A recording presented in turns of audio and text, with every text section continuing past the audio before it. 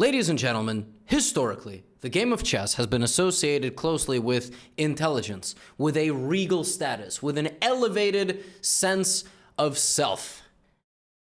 But in modern times, currently 2023, chess has taken on a very twisted, demented, and perverted type.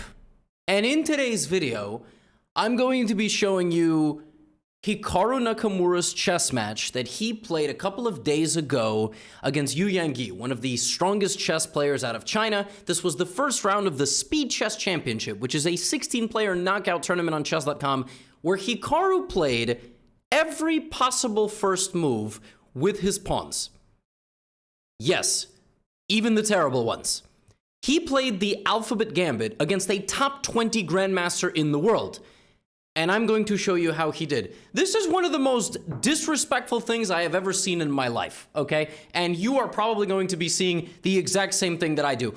Before we get into the games today, no sponsor, but just for today and tomorrow, 48 hours, probably about 40 hours remaining, you can pre-order my book for 25% off from Barnes & Noble if you're in the US. Link is in the description. Use the code. I think it's pre-order 25. Get this beauty. 14,000 pre-orders already. If we hit 1,000 more pre-orders, it drops as a bestseller, which is nuts. So thank you all so much. Now you can pre-order it, a little 25% off for you for the next 2 days. And let me tell you, what you're gonna see in this video is not covered in my book. This is vile. So the Speed Chess Championship is played with 5-minute games, it's played with 3-minute games, it's played with 1-minute games. There is a timer, and you have to play, you gotta play with a clock counting down. So Hikaru starts us off with A3. Now A3 is a mild meme. It's not that bad of a move, okay? Because white can very easily just play knight F3, E3, D4, just play a normal opening, but the move A3 is included. And there's ways to expand on the queen side and actually justify this move. Now, granted, you're playing a top 20 player. He's 3,100. Like, this is probably not something that you should be doing. And Hikaru does exactly that. He justifies his A3. He plays, like B4, C4. And, he's not worse, right? Like, from the early stage, the position is equal. Okay. But, the players develop. Hikaru trades knights, plays B5, tries to take a little bit of space away from Yu Yangyi, puts his knight on C6, makes a big exchange, the knight gets out of danger, and we have a middle game with queens, rooks, bishop versus knight, and now Hikaru plays king to E2. He cannot castle because his pawn is hanging. He can move his pawn, but he plays a mini bomb cloud in the middle of a game. It's obviously not a bad move. He then plays D3. But, okay, Yu Yangyi obviously is doing very, very well. He's just down a little bit on time, and Hikaru, plays nice and solidly. Black could, of course, play the move Queen H3. I don't really know what he didn't like about this move. I mean, he can't really take the pawn. Like, if this, then there is Rook H1. But it still kind of looked nice. But in any case, Hikaru just bleeds the clock, shuffles a little bit, puts his king to safety, and Yu Yangyi just slowly gets, to about 30 seconds. And chess is going to be very tough to play when you have 30 seconds. Now Hikaru takes a lot of space away, but there's still nowhere to break through. Hikaru's trying, right? He's going to play but Yu Yangyi's got a fortress here. He's got a fortress. Hikaru poking, gets into a rook endgame. Now some signs of potentially having an advantage. He has an active king. Everything is good. F6. Hikaru plays rook C1. Now, at some point, this is the big moment, right? It's a scramble. 15 seconds per player. Hikaru plays F4, D4, F5 check, and Hikaru gets rook G3, and that's it. Because now he's going to get this and this. Yu Yangyi, with 15 seconds on the clock, incorrectly simplifies the rook endgame. And obviously, this has absolutely nothing to do with the opening that was played, but Hikaru achieves a completely winning position and wins the first game by playing the move 1A3. And you would think, well, that's where he stopped. I mean, he played A3. That's a very reasonable first move. He's been doing that against Magnus. They're bad influences for each other. Like, your kid starts hanging out with bad influences, but they're not like super bad influences. They do some bad things, but not like super terrible things. And then in the next game, Hikaru... I mean, and you know what the craziest thing is? When Hikaru was black, he played 9 games of A5. Like, he was playing A5 on the first move. Like, that's crazy. To play a5 on the first move at this level is unheard of, okay? So he plays a4 with white.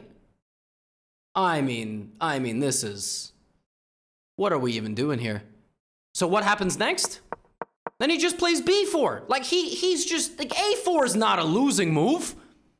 But he's playing a top 20 player in the world. He's just literally playing an alphabet gambit. I mean, it's... Now, obviously, you know, he's going to get punished for it at some point. You know, the guy takes the whole center, and then Yu Yangi's doing everything right, plays h6, good move. Hikaru undeveloped, so he applies more pressure, and he's going to try to expand over here. That's exactly what he does. He plays b5 and c4, and suddenly, his goofy alphabet gambit is paying off because he's got very meaningful pressure on that side of the board. Knight c3, bishop b2, rook c1. Why not? Let's go on all sides. g4. He's just pushing all the pawns. Now, Yu Yangi shuts down the center. Hikaru trades away the bishop, and Yu Yangi plays e4, just absolutely bulldozing down the center of the board. Hikaru has gotten himself into a bad spot, right? He's got himself into a bad spot. By the way, this is called the potato variation. The potato. Knight f3 and a4. It's called the potato. I might make a separate video on this entirely. It's literally called the potato variation. I don't know why it's called the potato variation. Please do not ask me why it's called the potato variation. I will not be able to answer. So Hikaru is under some pressure, but, you know, he's the god of defense, so let's see if he's able to... I mean, look at his knight, though. I mean, it's just unable to... And he's doing his best, but Yu Yangi has had enough of this. He infiltrates with the knight. The queen is very powerful. The knight is dancing into f2. Hikaru now has to try to create complications, but he loses his rook. Rook takes d4. Yu Yangi not having any of it. He's like, all right, look, you want to play stupid openings. I'll be here all day. I will collect my points as they come. The game turns into a ridiculous scramble, but Hikaru plays rook d3, which I suppose I guess was a mouse slip, because otherwise it doesn't make much sense. Maybe he anticipated something else. Oh, he probably meant to give a check. That's probably what he meant to do, and then maybe go here. But he goes here, and, well, that's losing, and also this is losing. So, Hikaru loses a game. And the craziest thing is Hikaru ran out of time here, and rook e3 was actually saving the day. Because this is hit, and if you play rook takes g4, I can actually go here, here, and promote, which is... Anyway, you would think... All right, Hikaru played a4. He had his fun. No, he just kept moving down the board. He played b3. I couldn't find if he played the Polish. I don't think he played the Polish. I didn't see it. But he played c3. Yep. He played a3, a4, b3. I don't know about b4. c3, c4, d3, d4, e3, e4, f3, f4, g3, g4. And I think those were the only games he had. He ran out of time to play the other moves. Like... He didn't have a moment to... It's so absurd. So the way he played c3 is he basically played a reverse Caro-Kann, which is kind of fascinating. Look, e4, c6, d4, d5. So it's kind of like black white is playing black, but has an extra move. So it's kind of like a better Caro-Kann. And now it's an exchange Caro-Kann. It's just... And now he plays f3 to try to play e4... Which is so goofy.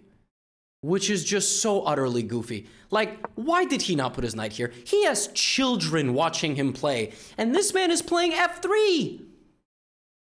And then he plays e4. He's not fully developed. And Yu Yangi, by the way, to his credit, strikes the center because the guy's king is in the center, and he's 2 moves away from getting castled.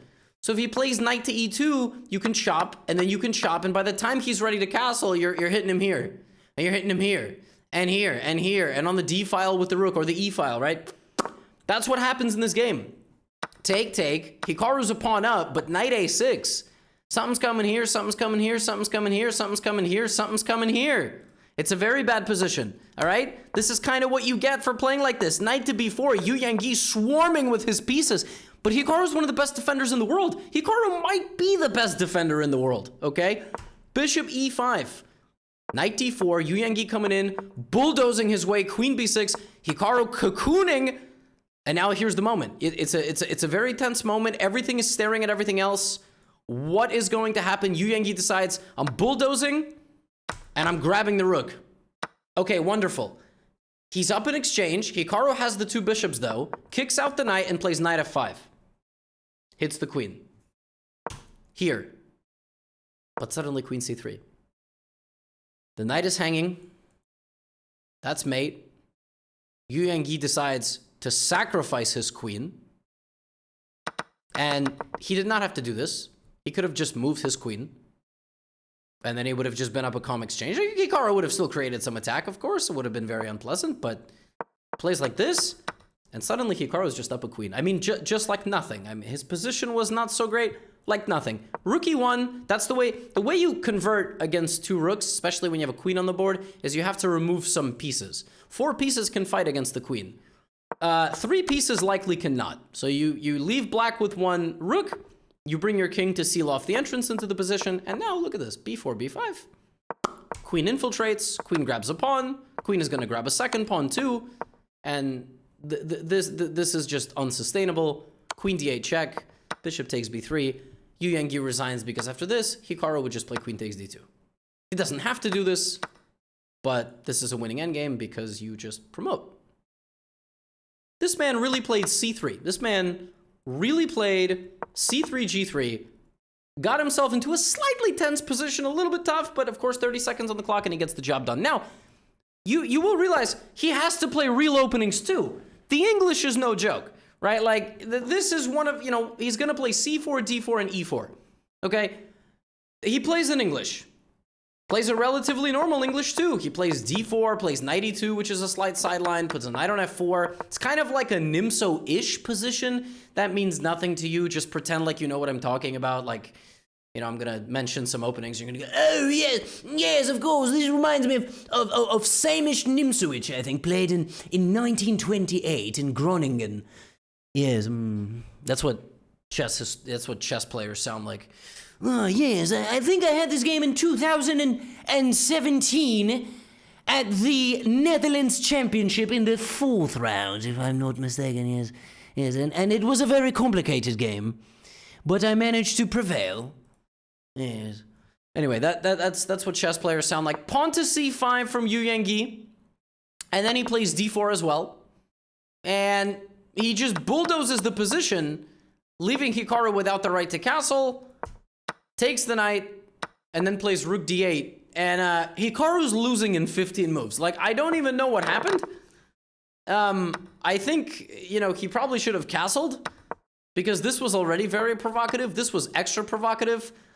And then he just moved his king out of the way, but his knight got stranded on the edge of the board, which made it very difficult to defend both the knight and the c5 pawn. And somehow here, black is just swarming. Hikaru plays queen c2, takes, and in this position, probably should go b4, but it's still very complex after queen a5, queen a6, and queen d6. But he plays here, and just rook d2 ends the game on the spot. Because it hits the queen, and hits 18 moves for... So the second Hikaru played a real opening, he lost in 18 moves. It was just one of those days, all right? It was one of those days. He couldn't play a serious opening. Even in this opening, I wouldn't call this really serious. Knight e2 is not a real thing. Okay? It's not a real thing. Nobody on planet Earth plays knight e2 in this position. You play knight e2 against the Nimso Indian, for example, e6, knight c3, bishop b4, castles, d5. Like this, it looks slightly similar, but there's no need to go here. Why are you going here?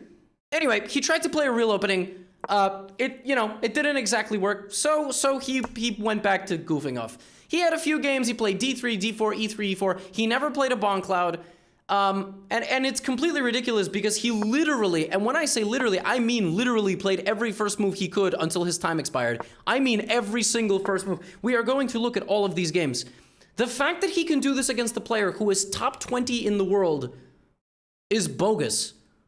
Like, it just doesn't make any sense. And some chess purists are going to watch this and go, well, he would never do that in a 90-minute tournament. He would never do that in the candidates. Yeah, I'm aware. What point are you trying to make? Chess can be played in different formats, right? So in Blitz, He's unstoppable. In speed chess, he's a number 1, number 2 punch with Magnus. Nobody else is better. F4. He plays a... Now, let's just get one thing straight. The bird is not a bad opening. It really is not. Like, if you know what you're doing and you can play... You get a nice big space advantage. Life is pretty good. And that's exactly what Hikaru does. Now, we're in the bullet segment, so Yu Yangi's got to play for a win. He plays h5, very aggressive stuff. It would be a huge mistake for white to do this because that would leave a gaping hole on g4. So instead of that, Hikaru plays h3, which does not leave that hole. And then if h4, he will probably go g4 because taking doubles your pawns and is a little bit ugly. And there's e5 and rook h4 and knight h5. Could be a little dangerous. So, whoops, spoiler. Now Hikaru plays h3, knight d2, and just takes the center. Locks the position. And now is like, well, Yu Yangzi's got to beat me because I'm up in the match. So go ahead. g6. Take. Queen e2, long castles. Yu Yangi plays a great opening. Position looks incredible, puts his king on b8, makes everything is good. And now what, right? Hikaru's played this completely absurd position where really none of black's pieces have any entrance points. Like, they can't really do anything. So Yu Yangi goes here and then plays g5, which makes a lot of sense. Hikaru plays knight e1, like, come and get me. And then says, all right, you want to go a4. Just a4. Just completely unconcerned. You want to attack? Let's go. Let's go. You got to attack me. I know knight e7, they just, oh, look at you transferring all of these pieces to this side of the board. What about this pawn? That pawn just fell. Hikaru's played 20 moves and hasn't lost any time. They get 1 second bonus every move, but he has literally spent no time. Bishop e7 gets rid of the knight, so one of the aggressive pieces is gone. And now this man, Hikaru, plays h4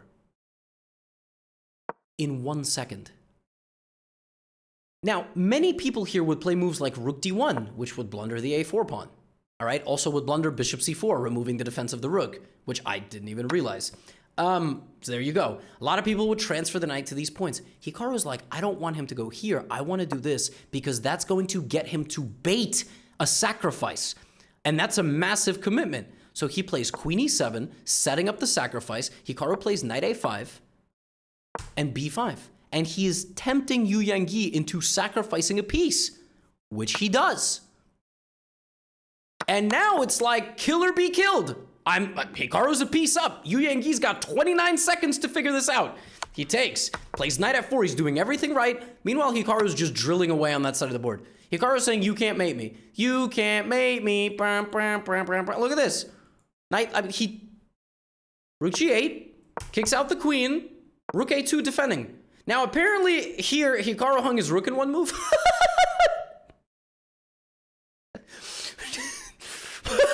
We're just going to conveniently avoid that because it doesn't serve my narrative of Hikaru winning with a bird. It's bullet. Yu Yangi went here. Hey, man, it happens. You know, the average rating of this game is like 3150. And yet, you know, with 23 seconds on the clock, 24 for white. Anyway, this happens and Hikaru plays queen b5 because taking this is not mate and that is... So, queen c6, a7, and Hikaru just hunts down the black pieces, and knight e7 forks this, and Yu Yangi's time runs out. This is already very tough to defend himself. And Hikaru just kept going, just g4. I mean, plays the grob, which is statistically the worst possible first move for white, but obviously it's very, very goofy. Yu Yangi plays in a principled way. Hikaru plays h6, giving back the pawn. And just plays king f1, just king f1 and, you know, knight h5. And we have the following position where Hikaru has a very big center, but he is a pawn down. Yu Yangi, however, playing very well. Putting everything on the right squares, trying to punish Hikaru. Knight g3 check. Hikaru grabs the rook as well. Knight takes f2 on the way out.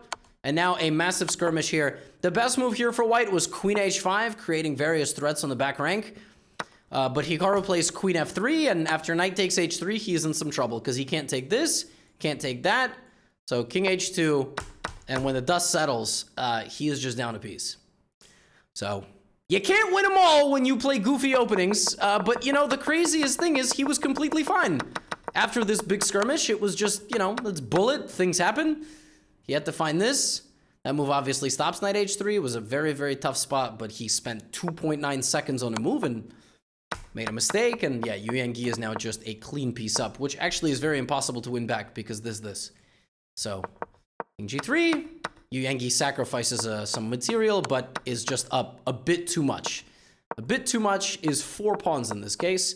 Hikaru still does his best.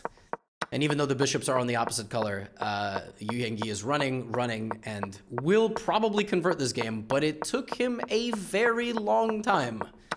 And Hikaru kept this going for a while. Yu Yang finally got this, and yeah, the rook just cannot stop 4 pawns. 3.5, that doesn't really count. And here's a game where Hikaru played pawn to f3, and this is what we will end our video on.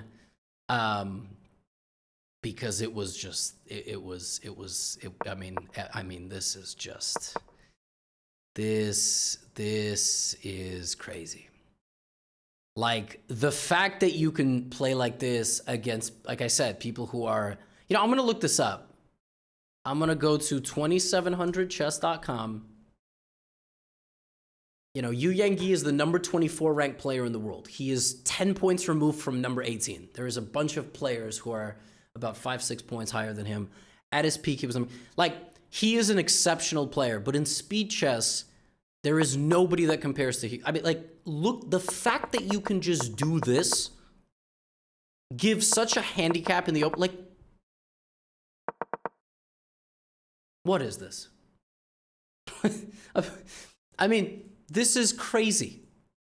You know, I make all these tutorials for beginners, intermediate players. How are you supposed to play chess when you can watch one of the best players in the world do this to another one that's also a great player? He's not the best in the world, but he's in the best 20. You know what I mean? Like, Yu Yang, he's 30-60, 30-70 in blitz and bull. He would kill me. It wouldn't even be close. All right? And Hikaru's just pushing all his pawns and castling and trading bishops. And now Yu Yang is striking back with g5. And again, he's doing everything right? He's doing everything that he's supposed to do. We've seen him get good positions because he's getting such, you know, such ridiculous handicaps from Hikaru in the opening. Rook g8, h4, h3, all these big attacks. Knight g4 is coming in. Like, knight f3. And look at the cannons pointed at Hikaru's position. Yu Yang takes on f2, which might have been a bit rushed. He probably should have pushed his h-pawn. Bishop g4. h4, h3. I mean, the position is just, but now look at this. Look at what Hikaru has done. His king is safe. His bishop is behind his king. And that bishop is going to be counterattacking. Yu Yang probably feels a bit frustrated here. Transfers his queen to a point of attack. But now knight g5. Where is the attack? And now rook g1 is coming. And b4, a4, b5. White is about to launch a counterattack with this moron bishop that's protecting the king, and he's staring down the opposite side of the board. How does Hikaru do these things? How does he contort himself so well and then just get to a situation like this? And look, Yu Yang plays f6, and suddenly the knight gets in, and Yu Yang is catastrophically losing material here. He's not going to be able to attack. Hikaru removes the knight from the board, opening up the king. Take. The attack is gone. Pawn takes f6. Rook f8, rook e5, Yu Yang resigns, he can't defend the bishop. He moves away, I take, he goes here, rook g5, resigns. Hikaru won this match 19-9. He played a3, a4, b3, c3, c4, d3, e3, d4, e4, f3, f4, g3, g4. And with the black pieces, this man played a5 in apparently 9 games. What? Can somebody explain to me how this is possible? You can't, because you're watching this video on demand. We don't interact with each other. Sometimes I pin some of your comments because they're very offensive, and we all have a laugh about that. Sometimes I respond to comments. Speaking of comments, this will be in the description. Pre-order it for 25% off if you watch this on September 7th or 8th, 2023. We use the code PREORDER25. How does this man play like this and win these matches against people who have dedicated 30 years of life to chess? It's utterly absurd. Just go away. Get out of here.